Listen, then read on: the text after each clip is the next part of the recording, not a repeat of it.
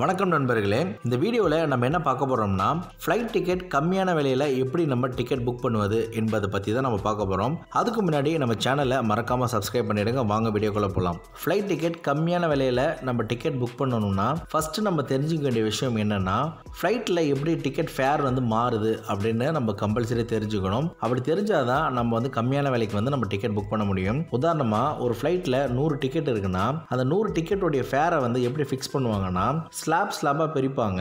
அதாவது 1லேருந்து 9 வரைக்கும் ஒரு ஸ்லாபாக பிரிப்பாங்க. அதே போல் 9லேருந்து 18 அடுத்த ஸ்லாப் பிரிப்பாங்க.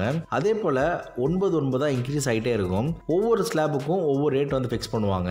உதாரணமாக ஃபஸ்ட்டு 9 டிக்கெட்டுக்கு ஒரு 2000 ரூபா டிக்கெட் ஃபிக்ஸ் பண்ணுறாங்கன்னா அடுத்த 9லேருந்து 18 டிக்கெட் வரைக்கும் 2500 ரூபாயா இன்க்ரீஸ் ஆகும். அடுத்தது 18லேருந்து 27 டிக்கெட்டுக்கு ஒரு 3000 ரூபா இன்க்ரீஸ் ஆகும். அதே போல் ஒவ்வொரு ஸ்லாபுக்கும் இன்க்ரீஸ் ஆகிட்டே இருக்கும். உதாரணமாக நீங்கள் டிக்கெட் புக் பண்ணும்போது ஃபர்ஸ்ட் ஸ்லாபில் உங்களுக்கு டிக்கெட் இருந்துச்சுன்னா நீங்கள் 2000 ரூபாய்க்கு நீங்கள் டிக்கெட் எடுத்துருப்பீங்க. அதே போல் உங்கள் நண்பர் கடைசி ஸ்லாபில் டிக்கெட் புக் பண்ணியிருப்பாருன்னு வச்சுக்கோங்க. அவர் அதே டிக்கெட்டை ஒரு 10,000 ரூபாய்க்கு எடுத்துருப்பாரு. ஆனால் நீங்கள் 2 பேரும் ஒரே ஃப்ளைட்டில் தான் நீங்கள் ட்ராவல் பண்ணுவீங்க.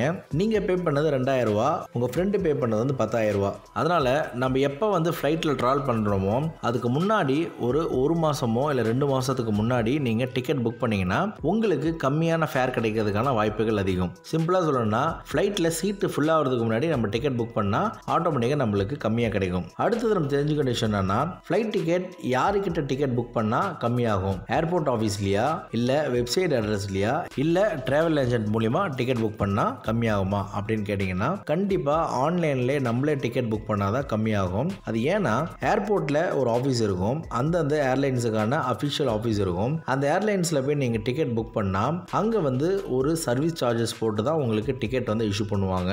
அதே போல் டிராவல் ஏஜென்ட் கிட்ட போய் நீங்கள் டிக்கெட் புக் பண்ணீங்கன்னா அவங்களும் சர்வீஸ் சார்ஜ் போட்டு தான் உங்களுக்கு டிக்கெட் இஷ்யூ பண்ணுவாங்க.